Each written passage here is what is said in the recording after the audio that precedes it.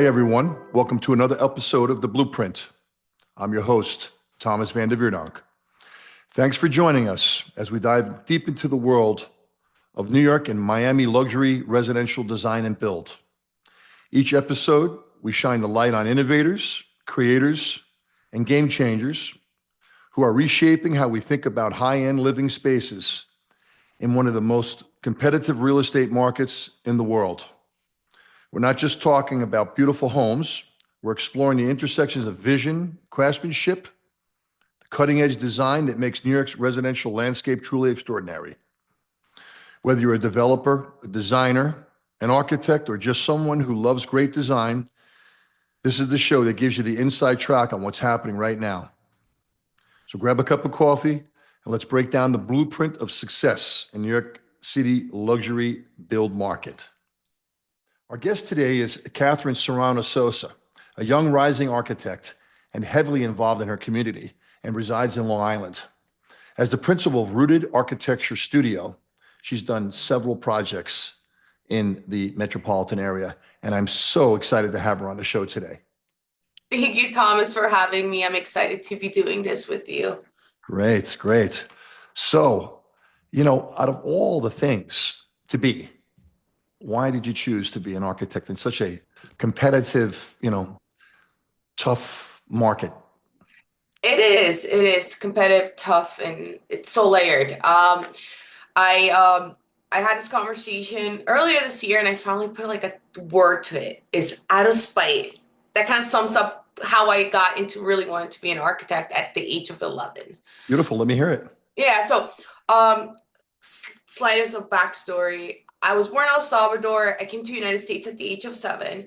And just as most immigrant families do, most of the fathers end up going into construction, labor, like not an easy access, but they they're available to kind of learn the skills and all that. So I had my dad and my uncles were in construction, and around the age of 11, I would go to the sites, and I really loved seeing things being built.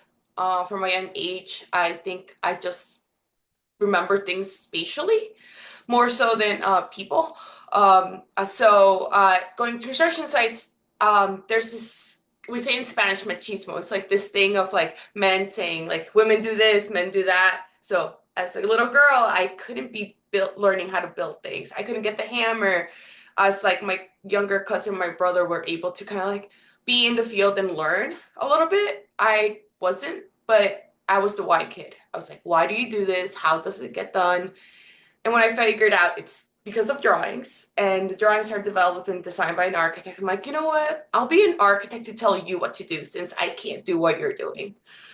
Um, but then it got layered. As I got a little bit older, my dad built a deck without permits, and the town came over, and I had to translate, of course. And I was scared because, like code enforcement, you're like, what is this going on? So then I learned that architects also learn about building code and zoning codes, and that we also help file and expedite permits to a degree.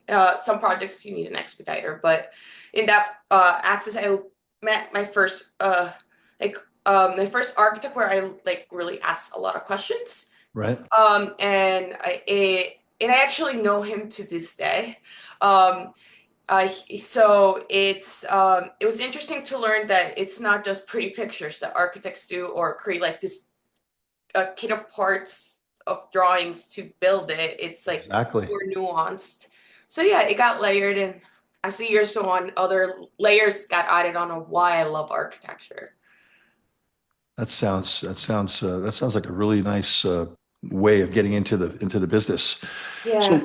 going back to El Salvador, and I really love El Salvador because it has a story, and I'll tell you that in my story, but why I'm so excited about El Salvador lately.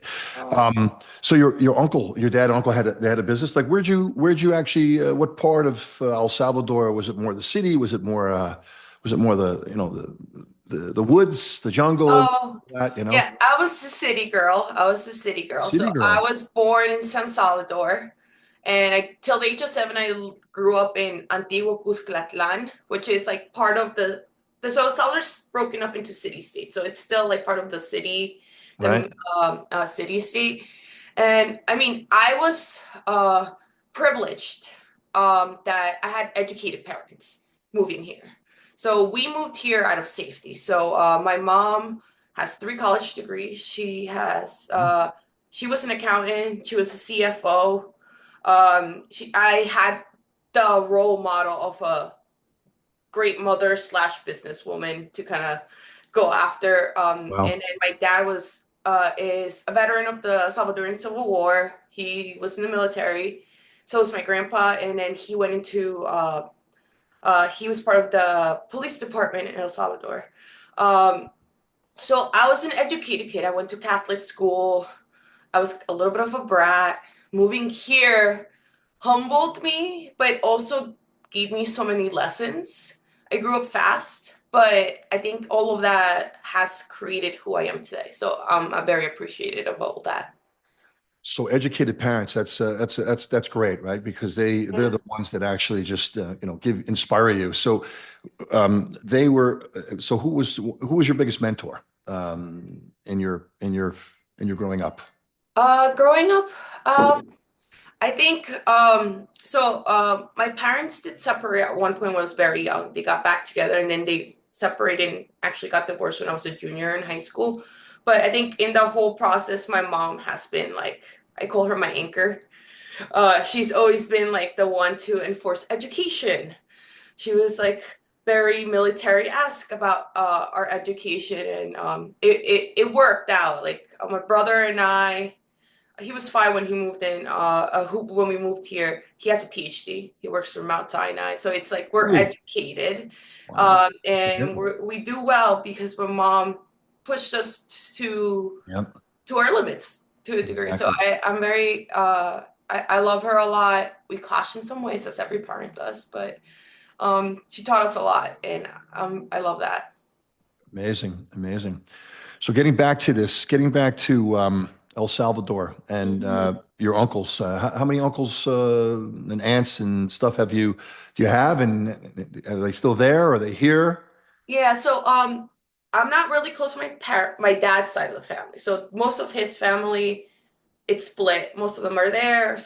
I have some cousins I reach out to. They're in California, but my mom's side of the family, a good chunk of them are here in the States.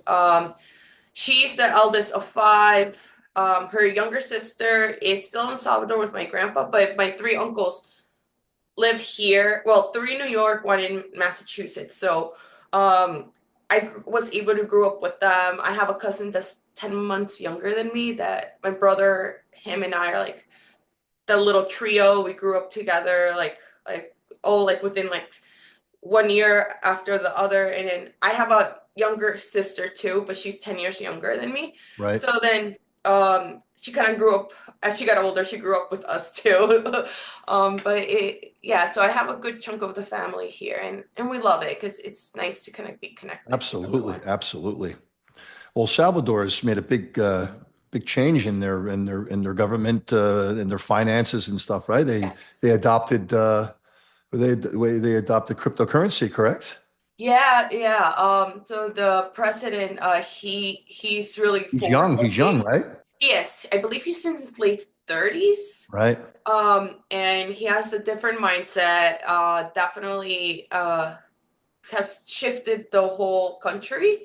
And I think what's exciting is that he's really investing in having Salvadorans that live here in the States go back and invest and create like factories or build businesses in El Salvador. So then it's like it stays within the people. So like we bring more jobs back to the country, which I love.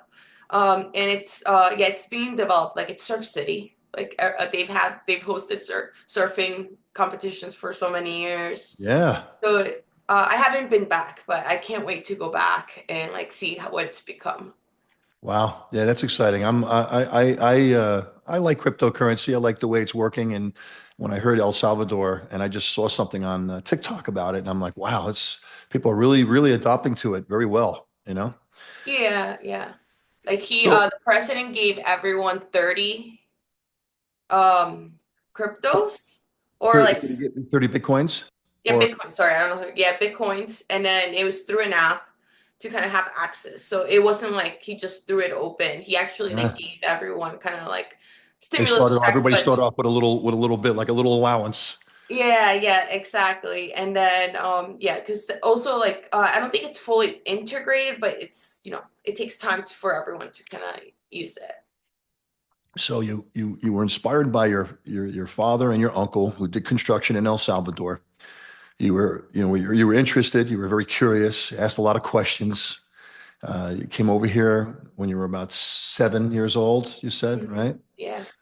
And then your first sort of shock to how construction worked was your father built an illegal deck in the back of the house, and you had to help correct the C of O, right? Yeah, or at least translate with the Right. architect and the Translate. codes. Yeah. And that sort of got you saying, "Hey, now I know how I know now I can communicate. I know how to." Mhm. So your first project, when we talk about that, so how did you get involved in your first project? And where was it? Okay, so when I was in college, I went to Macaulay Honors College at City College in Harlem. Yeah. The Back then it was the only public accredited architecture school. Now City Tech in Brooklyn has Beautiful it. school. Beautiful school. Oh yeah, yeah, like we called it like we call it the poor man's Harvard. Yeah. Because it's beautiful. But yeah, so in after my third year of this is a 5-year degree, I did I did an internship at a small firm, and it's the typical. They made me do bathrooms, like little things. But when I moved on to my next internship, I was lucky enough where my one it was a partnership. One of the bosses was very big on mentorship and training, Right. so he allowed me to actually do the interior layout, space planning, and like the design for an office building for a church on Long Island.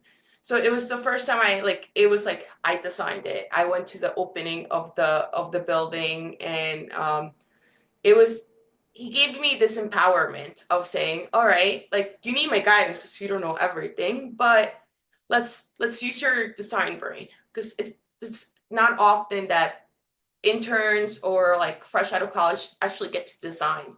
Right. Yeah, so I love that. So it was an office building, and then through time I was designing other projects, etc. So you basically met a lot of people during that. So you gave you confidence, right? Hmm. So your curiosity from El Salvador, getting into the States, and now going to school, and then being an internship, they said, "Hey, go and design that building." And how big was that building? Oh, I can't remember. It was probably like 4 or 5,000 square feet. Oh, It wasn't. it's a big I building, mean, it was pretty decent. Yeah, it was like they had the main parish hall building, and right? adjacent there was a building that used to be for horse trading. It's Right. one of those betting buildings. They let it go. The church bought Oh, it. like an OTB. Yes, yes, it was an OTV. Oh, Yeah, wow. yeah. And then we did a facade refresh, and then the interior layout. We designed it, and the parish had people who were in construction or had materials, so it was kind of like a group project of bringing this project to life. So it was interesting because it wasn't like a typical traditional projection of a Oh, it was home. like a potluck kind Yeah, it of was a potluck. Yeah, potluck, in the construction way, right? yeah. So what were some of your materials that you brought to them that they that they liked? Yeah, so it was we did the space planning. I think they appreciated that we really cared about how they were going to use it and Right. like what they were wanting as like the entryway, the privacy versus public. In terms of materials, they had a contractor as one of their parish members. So he would say like he had like leftover like what's that called?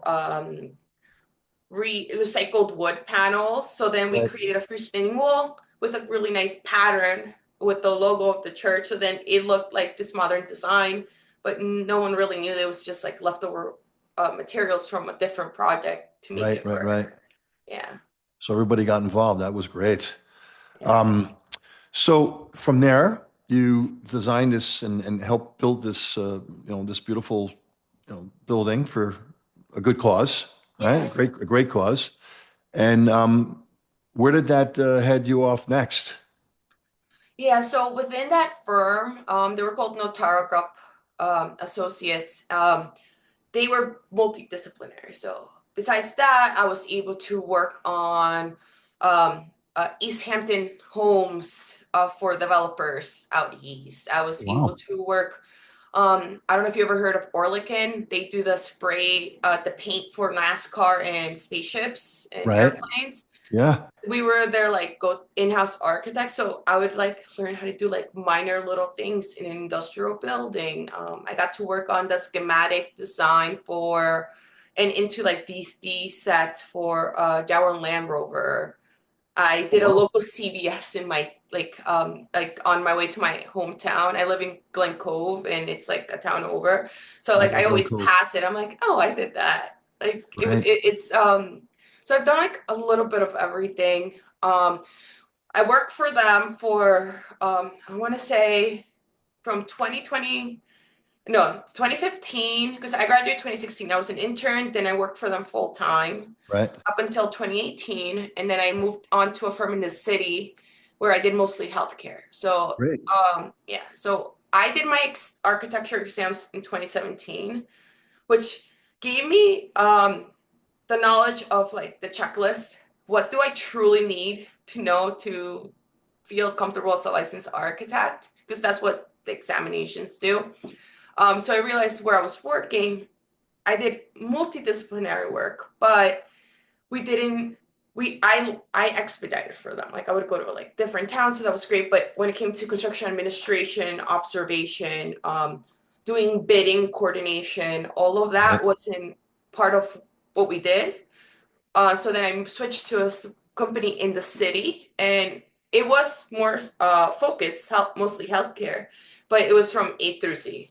We were programming, space planning. We were doing the leveling of quotes for Right. bids.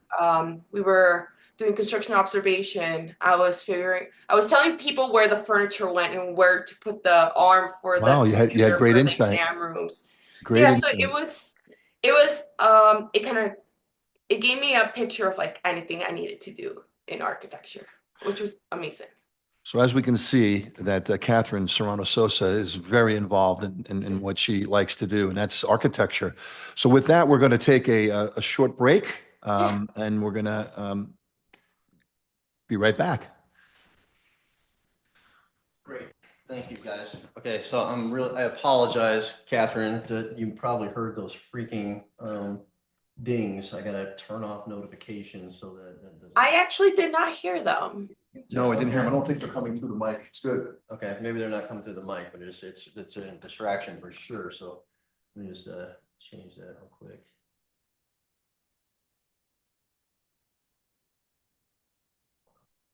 Okay, that should do it.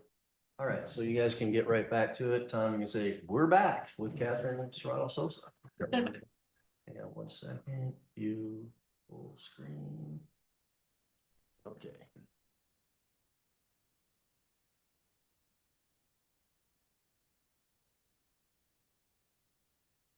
So we're back with Katherine Serrano Sosa, um, a young rising architect. Company name is Rooted Architecture and Design, and she's based in Glen Cove, Long Island, New York. Great place.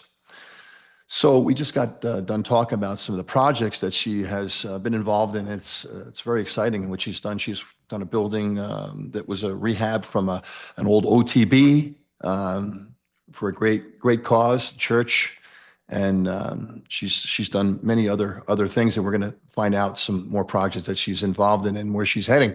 So with that said, you have as being a female and working in this industry. Mhm. How do you how do you find where are the hurdles and where are the the Yeah. Yeah, I have a lot. there was like, I feel like there were layers of obstacles I had to like surpass. Like some of them were mental, more so of like gaining my own confidence, and like, because I would say like, oh, I'm an immigrant, I'm Latina, I'm a woman, like, besides my parents and a few other people, they're like, oh, you shouldn't go into the field, this and that. We've heard horror stories, but I was determined. I wanted it. I'm like, I'm gonna go for it. It was hard. Like it has been the hardest thing I've done in my life. But with passion, you do it. That's how you get things done.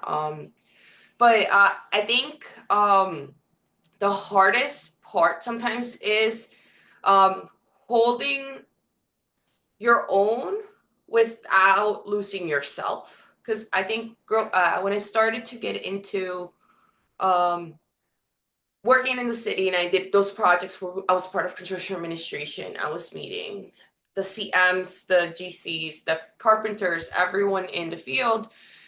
It was making myself known, like, oh no, I'm not the secretary. I am not lost. Like, which that would get that all the time. Like every time at the beginning of a project, they would see me coming and they're like, oh, are you lost? Like the entrance is this way. Because when it was, Yeah. and I'm They like, just made assumptions. they made When is assumptions. when is the architect showing up? Yeah, yeah. And then I got lucky that my bosses or like the senior PMs that would work on projects with me until the point where I was the main PM, they would be like, "Oh no, she's with us. She knows the knowledge." And I think the minute meetings started running, they realized I knew the drawing set like the back of my hand, and like my boss was literally on his phone answering emails. So he's like, "She's gonna answer. Like I don't care." Now he didn't say I don't care, but he's like, she knows the information. I'm here if you need something major. Slowly, people learned and got to know me, and they're like, all right, she's the go-to person. And Because it takes a little while to set an example for someone to actually, understand that you are actually knowledgeable what you do and gain that respect. And that's yeah, that's tough. And that's a tough position to be in because that can lower that confidence level. But once you get past that and you're like, hey, I know exactly what I'm talking about. I know what I'm doing, right? That's how you got through it. And yeah, you had a great mentor. You had two, your father and your mother. So they were like, yeah. never give up, right?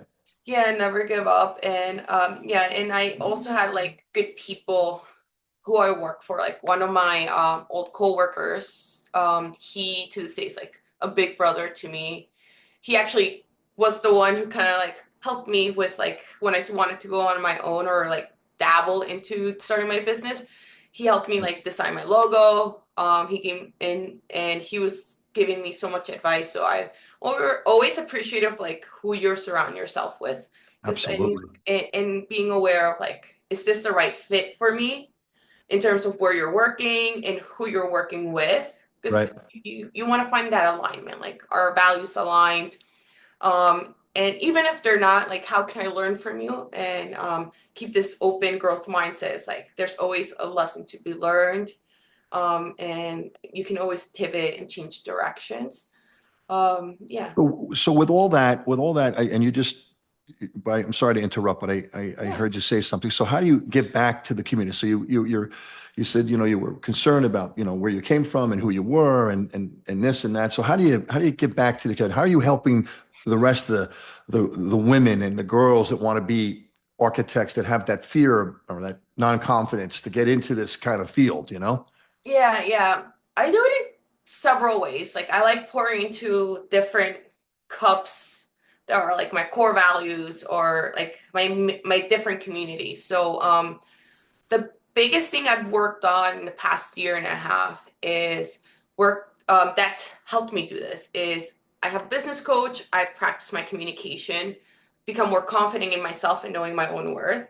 And with that is I came to the realization that my story does matter, and speaking about it allows other girls that used to be me see there is someone like me or similar to me and I can do it, because I didn't have someone to do that. I kind of just went for it, because not everyone has someone to support them when they just go for it. So I Absolutely. do mentor. There's a nonprofit called Argentina, and it's nationwide. They started in Chicago, but like it's everywhere. We have two cohorts a year, and it's licensed Latina architects mentoring other Latinas who are doing the process of their licensure. So through their exams, because the examination to become a licensed architect is not for the weak. It's a lot of exams, a lot of timing, Right. and also we talk to them about our culture and how we are and how it positively negatively affects going through the journey of an architect, because a lot of people won't understand why we're studying like day and night, or why if we're going to a family gathering I'm bringing my study books, Right. because like it matters. And then I'm also part of a profit on Long Island that's just Latina business network. Right. So it's other women who started their own businesses, or work for someone but want to get back to different causes. I'm part of my local chamber of commerce because it's my town. I want to make sure I can educate people, like if they need advice of like, do I need an architect? Do I not? I want to open a business. What do you need to actually, like, you don't just rent a space and call it. Like there's processes of like moving in, renovating and all that. So I like educating about that as well. Beautiful. So being a mentor, that's and a coach, that's a great responsibility. That's a good give Yeah. back to the community. So you said the first nonprofit organization was called what? Arquitina, Okay, Arquitina, great. Arquitina. Yeah. Beautiful. Well, I love giving back to the community as well, and I see a big change. A lot of kids, are going to, college. Everybody wants their kids to go to college, but there is a way of getting specific knowledge. College is general knowledge, right? Specific knowledge. You can take Yeah. not everybody's cut out for school, No. and we don't need to know a lot about being an architect except being an architect. So you can bounce someone on your knee and kind of get them to where they want to be. And that's sort of what you're doing. That's great. So Yeah. you have like a specific day you do this or night, and you have specific girls, or you bring anybody on board with you to help you. And how's that leading towards more business for you? Okay, so Arquitina, it's like I said, it's two cohorts. So it's spring and fall. They each last 10 weeks. I tend to meet with them. So you get one individual person. So usually the group calls are Wednesday nights. So I just like I go to some because it's a group effort, but my one-to-one mentorship, I tend to put them like on Monday afternoons. Like I like my Mondays to be my short work days because it's you ease back in and it's not Yeah. like bombarded, or just like so then I do that usually like Monday evenings, like afternoons. When I don't have those mentorships, like I'm always open with like people reach out to me on LinkedIn or Instagram, and they're like, "Can I have a chat with you? I Wow. might want to like start my own company, or I saw that you finished your exam so quickly. Like, how'd you do it?" So I find like I always find time to fit it like later in the day. Like there's the hierarchies of priorities. Like to me, family and my own mental and physical health are always first. And Mhm. then it's like the business, how am I growing it? Are my employees good? Are my projects being done well? And blending in there like these elements of mentorship and helping out.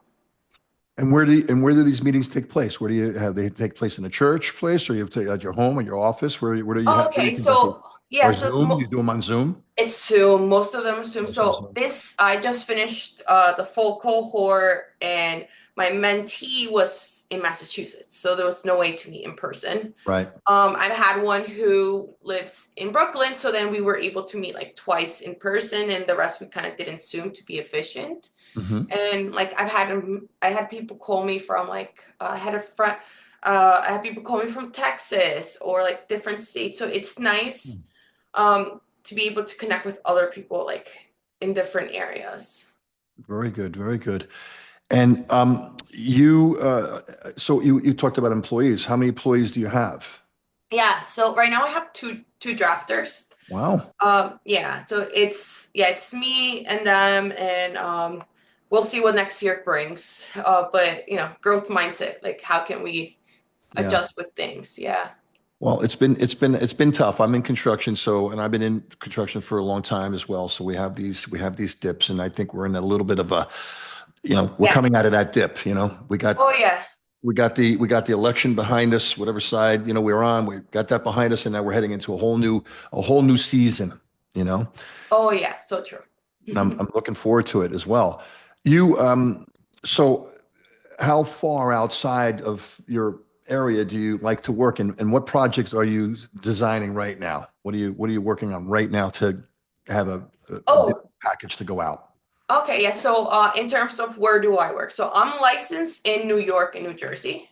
Okay. So, and I like keeping it multidisciplinary. I think it's more fun. It keeps me more creative, going from like, how do you design something for personal in a home versus how do you design this? I have a project that's 72,000 square foot industrial building that's for a lighting company. So it's like, how do you go with like build industrial versus home versus Right. I'm doing a nonprofit in New Jersey. So that I'm a little scattered. So what I would say is like I do most of my work is Long Island, like in the boroughs. Right. Um, and then I handpick my New Jersey projects. Like they have to be on the bigger scale, like a big addition, ground construction or nonprofits. I like that was my first New Jersey project with my company. That meant a lot to me because I wanted to give back in a way, but still design something efficient for them. But yeah, a little bit of everything. I that and in terms of scale and projects, like I mentioned, I have that industrial building that's for a high-end lighting company called Allied Maker. Hmm. Um, it's 72,000 square feet. We're going to start construction in January for phase one of which is about 40,000 square feet. It's the offices, the metal finishing, they handcraft the light fixtures custom made with like different metals. Great. And then we'll do phase two in a year or two. The nonprofits for it's called perinatal care, and it's a nonprofit that helps prenatal and postpartum for Black women since they have the highest mortality rate. So Right. the owner is an OBGYN Black woman who does her work, but also gives back through this nonprofit. So we're creating a clinical and community space for her the nonprofit. And then I have homes and other things in between. Wow. So you're busy. That's great. It's very, very, very, very exciting. Yeah. The 72,000 square foot building, is it a ground up? Is it sort of a warehouse that you're revamping? It's a reno. It's a reno. It's in my town where I grew up in Glen Cove. It's that whole area was a ground field site. Right. There was a company called RXR, they're a developer that bought quite a chunk of that land, cleaned it up, and started building apartments, condos, but there's still a few industrial buildings in there. So one of them, uh, this company bought it, and then we kind of just we replaced the roof, we replaced the windows, we kind of created a better shell. Right. And now we're working on fully we gutted the whole interior already, so now we're just doing phasing it out so it's sequential for their needs. The industrial buildings are far and few between. I really didn't take, too much notice of when they were first coming out and being left over, but they have a lot of potential They to do a lot do. of things with, right? I mean, I wish there was still more around. Yeah, Have no, one definitely. myself, open up a roller skating rink, and put one in there. And so, Yeah. so the building for the doctor's office or the facility you're doing, where is that Yeah. building located? It's in West Orange, New Jersey. And Yeah. yeah, and it's within a building, so it's 2,000 square foot. It's more on the smaller scale, but they're going from like 850 square foot little suite to like double that size Right. within the same building. So it's nice to was it nice to be able to see how they're inefficient right now and then going up two floors and imagining what we can do when combining two of the empty units that the landlord had there. So it's definitely interesting. So so all this hard work, you're giving back to the community, you've got great mentors, your mother and father, and you're working, it seems like you're doing well. And the new 2025 is coming in. What do you do for what do you do for what do you do for you? What do you do for Oh, what I do for me? what Yes. do you do for yourself? What's your day after work like? What do you look forward to? Where do Yeah. Well, I like starting. where do you let it all out? Yes. Well, I like starting with me on the day. So my mornings are my mornings. So I know like a lot of people are like, oh, we do BNIs, this and that. I'm like, it's 7 in the morning. I have things to do. So I like one of my hobbies slash is like a health habit. I like going to the gym.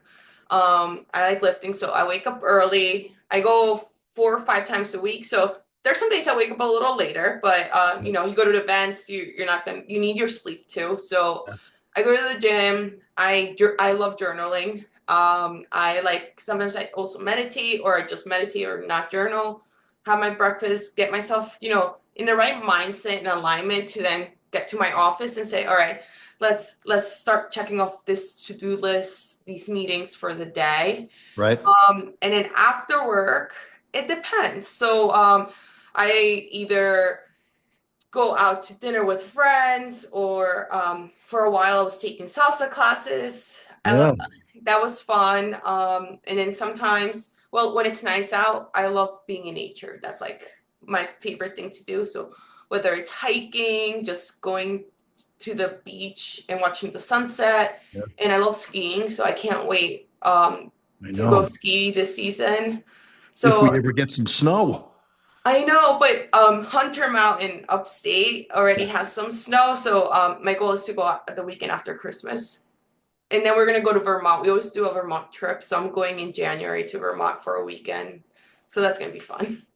Beautiful. So going to the gym, hanging out with friends, having dinner. Yeah. Do you like to cook? I do. I don't do it as much as I like to. So I meal prep my lunches. I try to be efficient with Right. certain time, but when I get the chance is and I have the luxury like on the weekend just cook. I love cooking a nice meal and I'm more of a baker. So that's when I want to just detach from the world, I put on music and I start baking. And then I hope people eat it because I don't want to eat it all. Oh, I love sweets so much. I love desserts. I'd like to try one of your desserts one of these days. So Yeah. with all your hobbies and that's great. You find some time for yourself. And so getting back to business, where do you find where do you, I guess because you have this mentor group, you're kind of recycling some of these women and back into your own business, or if you're trying to grow, is that where you're? No, I think like my mentorship is a little detached in terms of like growing the business. I mean, it's great connections, Right. because like they might not be licensed, so they might have a family member who needs a project done, and then I come in and I can be of service or just piggyback on ideas. I'm also part of a group called Entre Architects, so it's all entrepreneurial architects. So it's a good support system for me to kind of learn from them when I'm having issues. Right. In terms of where do I get my work and kind of grow, it's like other networking groups like the Chamber of Commerce, the Latina Business Network. Those are great contacts to know like I'm the person they can refer to for different types of projects. I connect with mortgage lenders, real estate agents, contractors, to just really build. I like nurturing relationships. So like it's like maybe right now we don't work together, but down the line there might be something that aligns. So just doing all of that, but most of my work has been either Google, Instagram, or word of mouth from someone I know who has referred me. And you said you went to City College, right? Yeah. Is that sort of where you can get some interns from if you needed to have interns while your business is growing?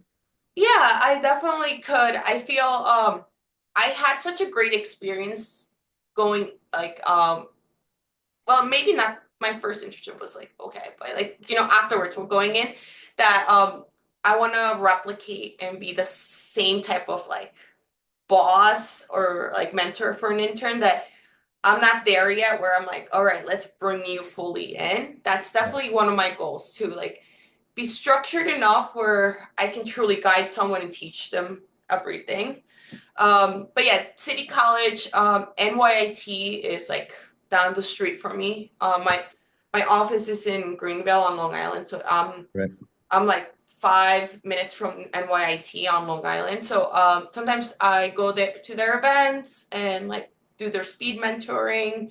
I know I can get interns from them, but and also part of AIA, so Long Island. I'm in the Women Architecture Committee. Wow. So there's access. I think right now I'm just like being conscious of growing the business, which one of the biggest weaknesses for architects is that we love design, we hate the business. So most architects struggle in truly building a sturdy business from the ground up. So I went backwards when I started my company. Instead of going to every architect I know, say, how did you start your business?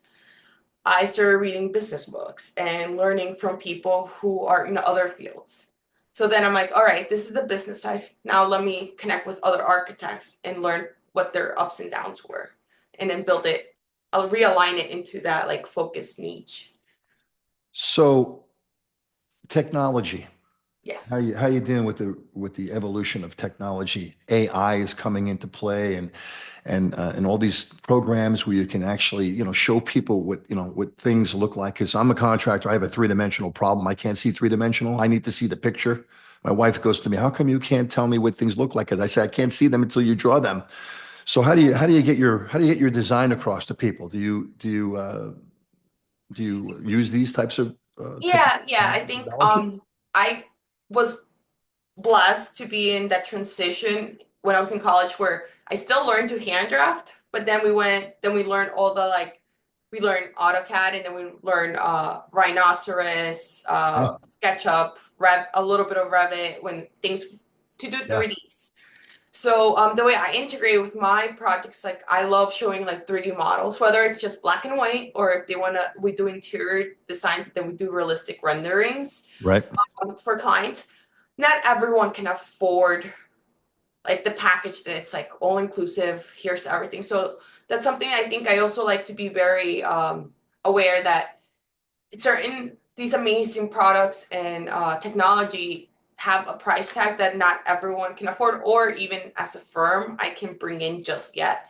But learning from about them, knowing what they are, and using them intentionally to help. So I'm training my team with Revit because some of the work I'm doing is more I use AutoCAD architecture. It's like the almost BIM, but like light Yeah. enough where it's easier.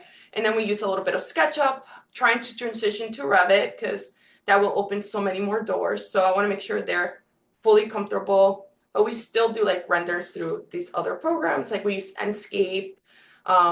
We can do like walkthroughs. We make use with things like I said based on the price tag of things. Things that I'm starting to integrate is AI, whether it's just using ChatGPT and training it to know my voice, how to brand myself as a business, how to communicate people what my values are, who the aligned client is that I'm trying to integrate.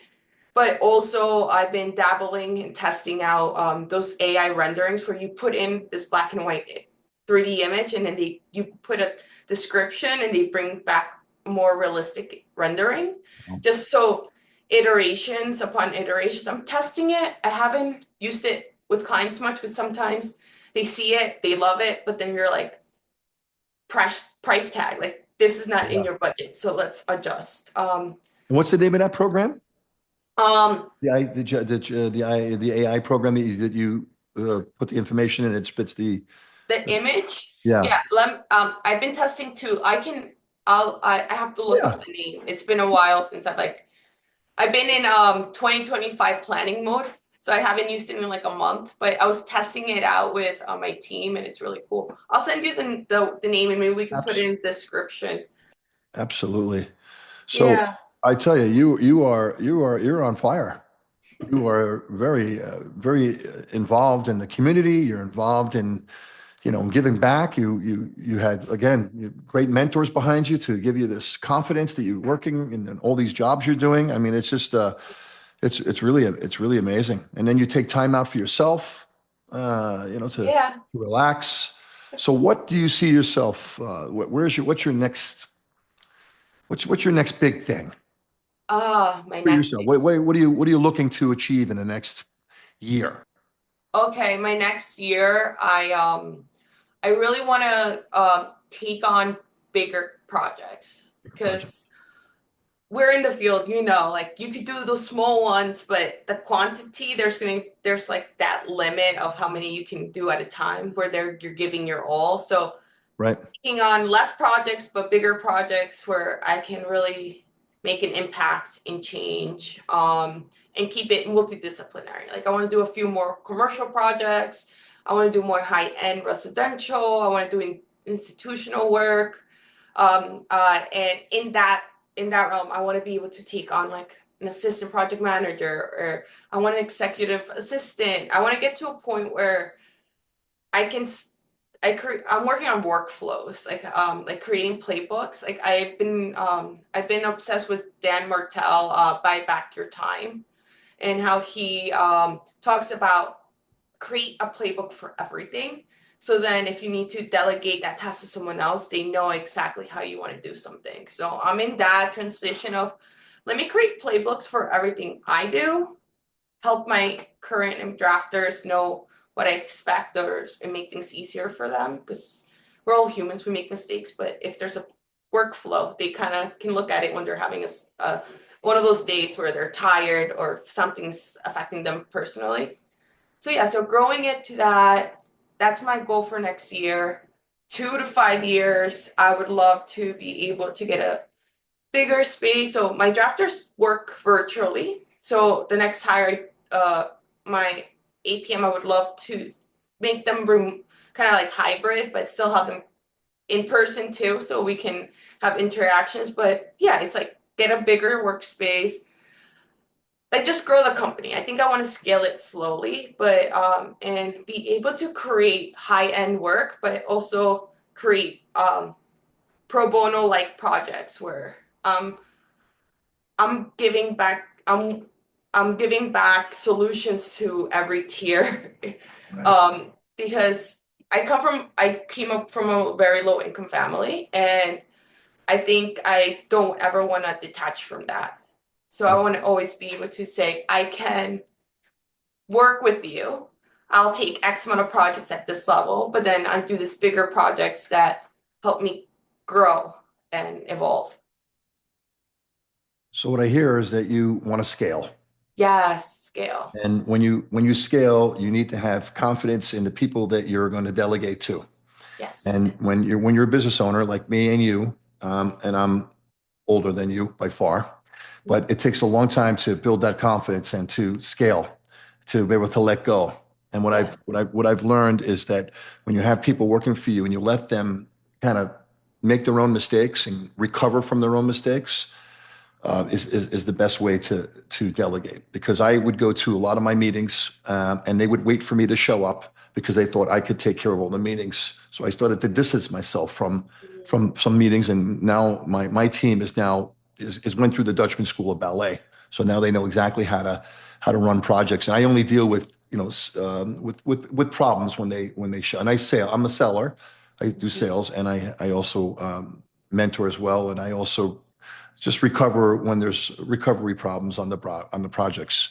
But Yeah. I am really impressed with you. I'm really glad that you accepted coming on the show today because learning about Katherine Serrano Sosa from Rooted Architecture and Design, this young rising architect she's a powerhouse. It's unbelievable. The projects you've done, the people you've been mentored by, you're giving back to the community. It really is mind blowing how great you really are. So where can we find Katherine Serrano Sosa? Where can we find you? Yeah, so you can find me personally. I have an personal Instagram and I have the company Instagram. So my personal Instagram is Katherine A. Serrano Sosa. That's where I dabble on my advocacy, my thoughts, like speaking out, storytelling. And my business is rooted_architecture, and I do a lot of educational content, and I talk about different topic scenarios. I also that's where I promote booklets or courses that I've created for people to kind of like, if they are self learners like me and they want to create some empowerment for themselves before they kind of talk to me and do the project. They can learn a little bit. Right. Yeah, and then my website, rootedarchitecturestudio.com. I have all sorts of things. I do a monthly blog and I have a newsletter. So I always try my best to connect with people in one way or another. Well, I just can't tell you how impressed I am with you. You're on fire. You're heading in the right direction. You keep it up, and you keep mentoring, and you just keep pushing through, and never give up. And again, I want to thank you very much for being on the show. I really appreciate it. Thank you so Yeah, much. no, thank you for having me. It's been a All pleasure. right. Well, that does it for today's episode of The Blueprint. I'd like to thank my guest, Katherine Serrano Sosa, an amazing rising young architect from Long Island. If you enjoyed this conversation, be sure to subscribe and leave us a review. You can find us on Apple Podcasts, Spotify, Google Podcasts, and wherever you listen to your favorite shows. Stay connected with us on social media for the latest updates and insights. We appreciate your support, and we'll see you next time as we continue to uncover the blueprints of success in this dynamic market. Be well, and goed is met jou.